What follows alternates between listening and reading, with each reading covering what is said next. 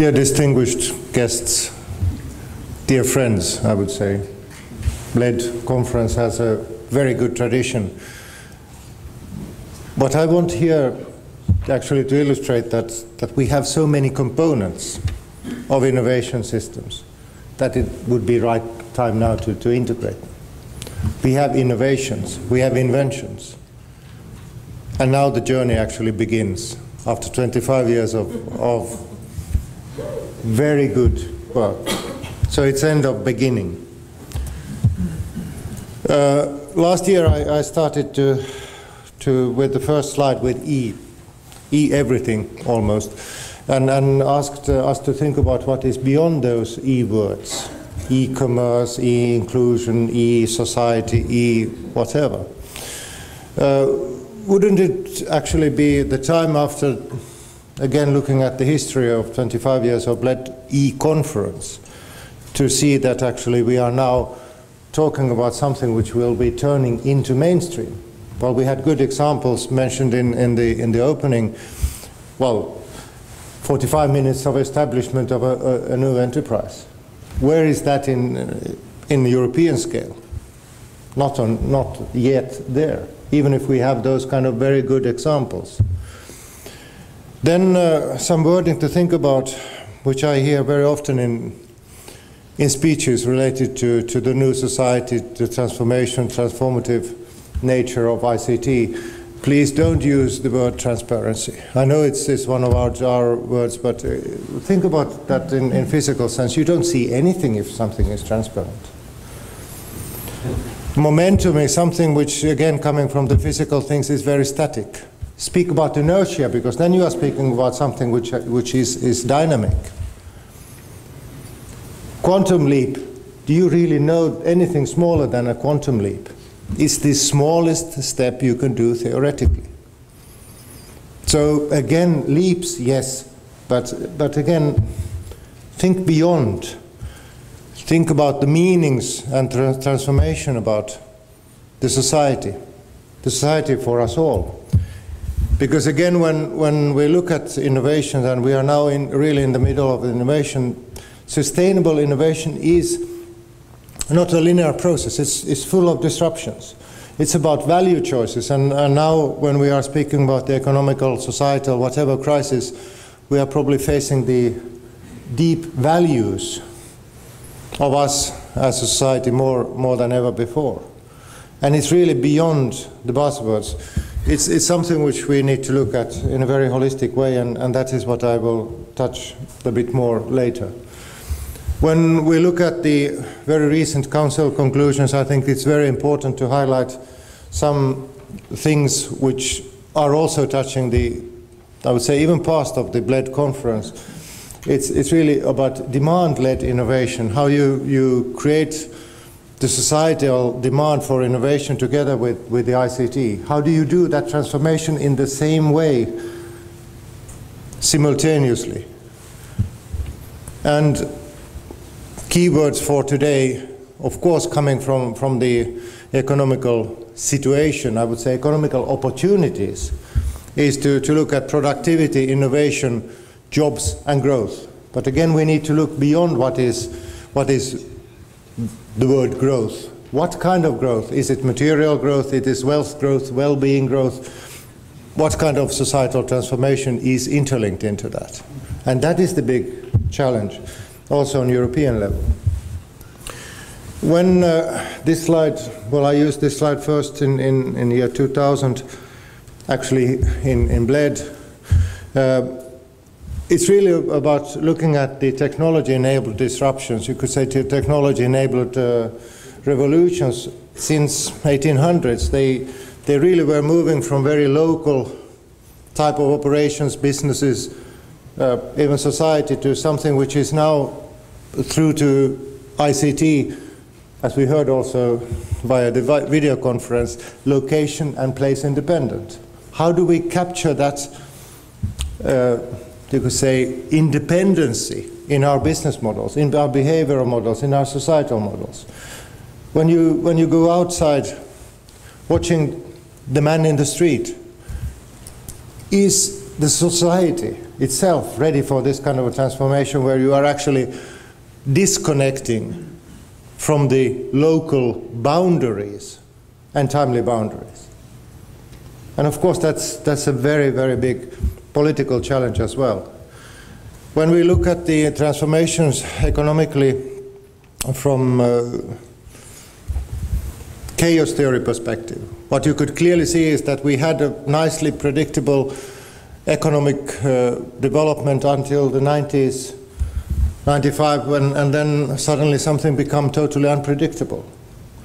We saw actually at that point the society moving from something linear to something highly parallel and became so complex that, sorry to say for the all economists, the economical theory was not able to follow that complexity which was enabled by horizontal connectivity across all kind of organizations. And of course, if we think about that in the future, from technology perspective, we are now living in times where technology is enabling us to move very strongly to a human-centric knowledge society or the Orwellian society. And that is again what I call you all to think about in your choices, when you are doing choices in life, political, technical, whatever. Which kind of future is at our hands? Do you believe that there are these two extremes? At least if we set that in the chaos theory perspective, we are now at the bifurcation point. So it's about choices. Again, an open-ended question. What we also heard by the President this morning, it was really that when we are looking at innovation, it's really including technical, accessing technologies, legal, self-regulatory, and the societal transformation, everything all together. And that's why it's so important that all of us are participating in that. So again, that comes to the word participative innovation, which is really the driver, I think, for Europe today. We have the most demanding citizens, we have the most advanced and demanding industries. So how do we build more on that when we are looking at our future? When looking at, again, research teams, this is a study from MIT from 2002, there is clearly a high correlation between diversity and breakthrough innovations. So again, it comes to one thing which is very important when we look at the ICT as an enabler. We can mash up different technologies, different disciplines, different kinds of people into the innovation process much more than ever before. So again, the intellectual challenges, both for academia, political innovation, is how to really get the diversity working together. How do we pool resources? Diversity is the key. And when we look at, again, from European perspective, this is innovationcities.com site with the references here. They made their own assessment of the most innovative cities worldwide, where you have this kind of mashing up elements where you see research, development, and innovation happening in the most holistic way. Well, I have there in bold some European cities. So again, if you look at the ranking order, it doesn't look so bad from Europe. We have a potential. But of course, for me, the challenge is how do we develop more of those spikes in Europe, which means that talent attracts talents. How do we create those kind of environments where the innovation success rate is higher, where we make faster integration of the different disciplines, skills, talents for business models? Because again, what we see too much in the literature is the valley of death and the linear innovation process, where you have the science-based innovation leading to technology, products, and production, and different instruments designed for that. But that's not anymore the reality, especially when we look at the ICT society. It's much more that we have a lot of parallel bridges. We need to take them all, and very often actually entering up to something cyclic. You cannot a priori know what kind of innovation you need to have, because you need to have them all. You need to create the market, you need to create the business model at the same time when some technology is even just emerging. So again, various kinds of disciplines, various kinds of skills, mindsets are needed. And this is one of the key things which we are very much concerned about now. How do we see new entrepreneurship in the world scale? Where do we see those hubs emerging which are then turning into business value by new entrepreneurship? We see new entrepreneurs slightly, I would say, emerging in the Gulf area. You see there clearly in US, both the Massachusetts and California. You see Singapore there. And in Europe you see two hubs, and of course the other one is only if we consider Europe widely geographically. That's Moscow. The other one is London. When we are looking at really the entrepreneurial activity. Of course Europe as such is quite well covered, but we do not have those really dynamic peaks. And that is one of our challenges. How do we create those environments where success rate for innovation is highest possible, where we can attract talent worldwide?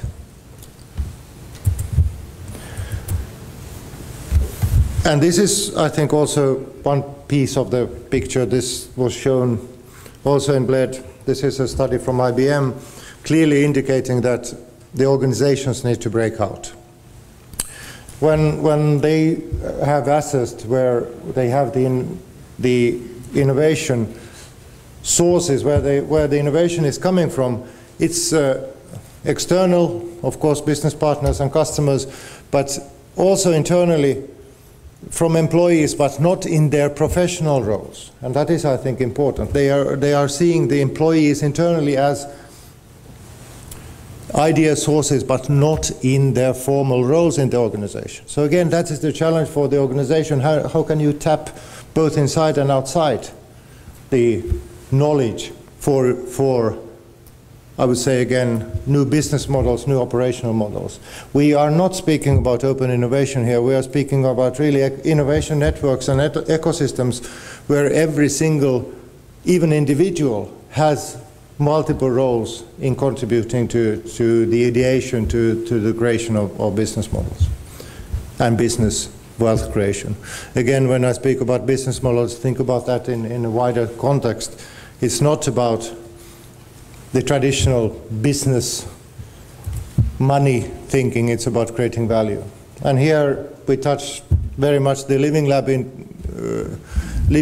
This is one of the first pictures drawn upon that. We will hear plenty of the recent development of living labs during the conference already today afternoon, but also in the following days. I think this is one strong component for integrating the different skills, and when we are looking at the networks of living labs globally, we are creating that kind of innovation networking which I think should have a huge potential for us to progress. European living labs is actually now turning into global. Well, this was the original plan that we would integrate and spread out wider than Europe, and of course you can see that happening when you are able to follow the Living Lab sessions today. When looking at technology development, research, and the emerging innovation system development in Europe, we can say that we are quite well positioned, but the really weak point is business model innovation in Europe in general. When we are looking at business model innovation, we very much go either to Asia or United States, and then we think that, okay, copying some model into the European context, we can do better. But again, I think that we are forgetting the most important asset, and that is the most advanced users, the most advanced citizens, the most advanced user industries? How do we involve them into doing something different? I don't want us to be successful in the 90s Americas. I want us to be successful in this millennium in the world. So again, we need to put a lot more intellect, and also for us policymakers on European level, the same for national levels. The business model innovation is the real critical point. How do we create new value by really emphasizing on value innovation and business scope redefinition? That's the key. How do we bring that into the game? Because again, technology as such, the ICT is enabling changes in a very dynamic way in organizations. And really, we create an organization to do something. Well, you could say it's like a project management, but even more fluid than that. We create pool resources, do the task, and then dissolve. Where do we see that happening continuously? Not that often. So again, it's really about competence nodes networking. This is one of the oldest slides, was actually used in 1996. And I think it's still valid. How do you drive competencies together in a cloud? And now, cloud is one of the hype words today. How do you draw competencies together in the cloud to perform a task? And when the task is developing, how do you drop some competencies and add new? And at the same time, you change the management, the leadership within that cloud, following the real core of the problem. Because I do not think that we have in our minds and in our organizations embedded the tools of how to transfer leadership when the problem is evolving. Who is actually, at a certain moment, the case owner who knows best the solution? Again, calling for entirely new fluidity in organizations and outside. I think this is very, very important when we are looking at moving for systemic innovation. We have the components, we have the thoughts, but we don't have the system. When I look at, again, the ICT as enabler, we are speaking a lot about crowd. I would say crowd resourcing is the important thing in everything. In creating the knowledge, in creating the resources, funding, and also ideation. How do you manage crowds? You don't. You lead crowds. And that, again, is a challenge for many management schools. How do you change from the traditional organizational management to leadership? And the same for I would say, political decision makers. How can we let things go via leadership? Do we have the courage to let things go under, and I say under a leadership, because of course, theoretically, me being a systems engineer, if you let everything bottom up, you don't have a robust system. You need to have some kind of leadership there to get the robustness in the process. You need to have a vision. So not totally bottom up, but leadership is needed.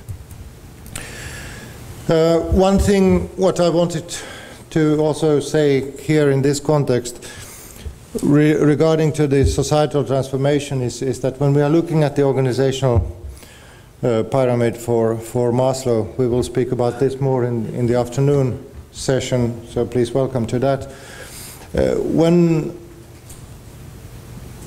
Especially in this economical crisis, we are speaking about company performance. We are too much on the lower levels of cost savings and revenue generation. What I've said very often is that if you want to save costs, you stop all operations and you don't have any cost. So it's really about wealth generation. It's about positioning you yourself as an individual. When we look at the traditional Maslow hierarchy or the company Maslow hierarchies, it's how you position yourself again in the crowd. How do you build the relationships? and create value. It's not about cost saving, it's about creating value. And that is what I think we are very much also debating politically. Too much to just shrink and shrink and shrink. Of course, we need to save costs where we can, but we should not stop operations. Again, we are looking at the value creation very much through intangibles. And there the success factors again and again are very much enabled by ICT. How do you network? How do you position yourself? But again, as I said, it's about behavioral change. Are our organizations, are we ready to change our behavior in the way ICT is enabling? Of course, when we are looking at our political goals, we are speaking about single European market and whatever. What does it mean? It means that again, we have different kinds of opportunities to collaborate. But again, it's an opportunity if we don't make that happen. And again, coming on to one aspect, it's not either or. ICT is enabling us, referring to the earlier slides, enabling us to be at the same time in many places, global and local, and share our own competencies towards many directions, to contribute to value creation in many directions at the same time, together with many organizations. It's not anymore that we, even as individuals, are bound to just one role. We contribute to many places, to many contexts. Are the organizations ready? When speaking about innovation, of course, we have the traditional, I would say, new thinking of user-centric, open, systemic, experimental. My Director General says that innovation seems to be moving to adjectival innovation, meaning that we are putting the different kinds of adjectives in front of the word innovation, and then we think that is fashionable. Again, calling back to the thinking, what is enabled, what is really possible is the key. Of course, it's about users because we create the market. It's about open because we need to have the platforms. It's about systemic, to take more, I would say, different components and integrate them. What is important for me is that we have the courage to do experiments, to do prototypes in the real world, because then we can stretch the boundaries of behavior, then we can stretch the boundaries of business models, then we can stretch the boundaries also of technology. Can we create those kind of experimental prototyping environments in Europe, again making talent attracted to work in those places? Well, I'll skip some of these. What is really important is then to look at the creativity and motivation. We will speak about that again on Wednesday more. It's really about courage and commitment and engagement. I hate when people are saying that now they are exchanging information, they are exchanging best practice, because actually then they are just changing information about what they do, and there is no commitment of doing things together. And that is one component of the systemic innovation. Do things together now. Why wait? If you have the 45 minutes establishment of a company, why don't we deploy it throughout Europe? It's a decision. But where are those? Here, one wording comes to my mind again, the stakeholders consultation. When you consider that as I would say more intellectually, you talk with everyone and then you're ending up actually to a committee. So the stakeholder discussion is the same equivalent as we had establishing a committee a few years ago, so no one is taking decisions. So really get rid of that, please. For me, it's really important that when we create those environments, we dare to make the experiments. And of course, dare to fail. We fail often, but in small things. That's not bad. But if you fail dramatically in some big things, that's deadly. So again, failing fast is okay. That's the experimental way of attracting things. If we well, think about a project. When we have a project objective defined, let's say 3-4 years ahead, and the whole project is to fulfill the objectives of the plan written. What does it mean to the ambition of the project setting originally? It means that we are not pushing ourselves to the limit. If we are pushing ourselves to the limit, we say that, okay, the objective is this, and we try to do by every means that. And okay, if we fail, but we have, at least have the ambition level high enough. And I would say if you success in everything you do, your ambition level is far too low. You can do better. 90% success rate is fine. It's extraordinary. And even for venture capitalists, it's 10%. And they do better than most of us. So again, it's about failure rate versus risk versus the reward of the success, and that all is needed. And when I look at, for instance, what we have now listed as drivers for new entrepreneurship, you see that ICT explicit is not in here.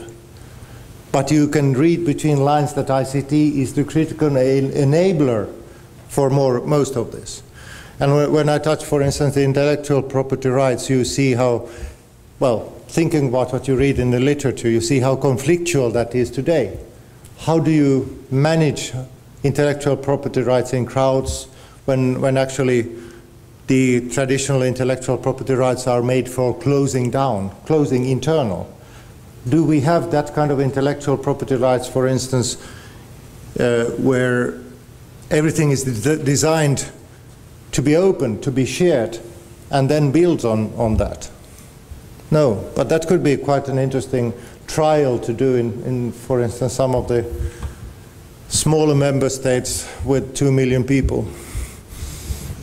Can we create that kind of an open regime of intellectual property right and try to drive that forward? Can that be one of the success factors in Europe? Well, I'll skip that. So again, coming back to the drivers and the challenges, we are moving really from something which is not controllable to something where we need to have the leadership and catalytic things. I like very much the wording a friend of mine said about organizations. There are no organizations anymore, there are organizations. Taking really the analogy of organizations being very dynamic, growing, developing, dying, well, even killing some parts, but really you have something which is more like an amoeba. You don't define the boundaries very clearly. Okay, amoebas have boundaries, but you know anyway the analogy. What is important to think about is, well, again, theoretically and also in practice, when systems become complex, some parts of the systems are controllable, some parts of them are non-controllable, some parts of them are observable, some parts of them are non-observable. Why does our economical and political decision making why is it based only on that controllable and observable subspace and doesn't take into account the complexity? Theoretically, every single system has these 4 components. You can have qualified guesses, but you cannot have precise information. So we should not even think of being able to precisely predict the future. But it's for sure easier to predict the future if you are creating it. As I said, we have the best assets in Europe. Now it's time to put them together. To put them together into the melting pot. I think, well, this is still a few years old picture, but I think it's really telling the dynamics and fluidity what we need into the system. Us, public sector players, we need to create the cooking pot, we need to put the fire, we need to put the energy. But it's up to all of you and us to put the right ingredients for the soup, goulash, whatever you are are making. And it's our duty to see that there are those master chefs which make that pot cooking in the right way with the right ingredients so that we can tap out from them the results for us all. I do not believe that we can be precise in saying that now we need to have this and this and this and this research. And that is clearly seen also in our future research program in the Horizon 2020, where we have a holistic view on innovation, where we will have significantly different approaches to EU funding, more experimental approach, more prototyping approach, which is extremely important. We need also, and that is what we are now doing, we are really reflecting of the cost of not doing something. The lost opportunity cost is something which is very, very important to take into account into the business model consideration, but also political and policy decisions. How to make the environment very fluid, like it was in the melting pot. I mentioned there the rules of the game, ex post control, ex ante control. We have the mentality in Europe that we want to, well, we wanted to make everything a very nice plan, and that plan was the perfect plan for yesterday. We don't have time for that anymore. We need really to look at some principles which need to be followed, and then make the, I would say, afterwards, the assessment whether it has gone to that or not. And that's true also for the European legislation processes. We should not look at the worst case scenarios up front, because then we are restricting ourselves in the innovation potential. We need to look at the results a lot more. Then a couple slides before I quit. DG Information Society doesn't exist anymore after 1st of July. We are DG Connect. We have changed our organization. You do not see anything of the past technology orientation, technology push, and that is really reflecting also our new mentality. Our focus is on innovation, on evidence-based research, on, I would say, new stakeholders, those which you would not expect us to reach earlier, where policy research is very much integrated and where innovation really is highlighted. I took an example of, well, some slices of our new organization, where you see really our commitment to entirely new areas, new approaches. Well, for instance, the old directorate, which was dealing with communications, ICT networks, has net innovation, has experimental platforms, and then the two technology components. But really the approach is much more horizontal, much more focused on innovation. And then we in the coordination directorate have two units, one focused on growth and jobs, one focused on innovation. And in that addition to that, we have in our organization units for stakeholders, for the new players which we want to reach to get the societal transformation. So, well, I'm looking forward for the new organization. Of course, it will be seen how we will be operating, but, well, an example at least how also the Commission, which is probably seen as one of the most bureaucratic organizations in the world, at least in Europe, is able to transform its operations and organizations fundamentally. Please do the same. Come with us to create the European future. Thank you.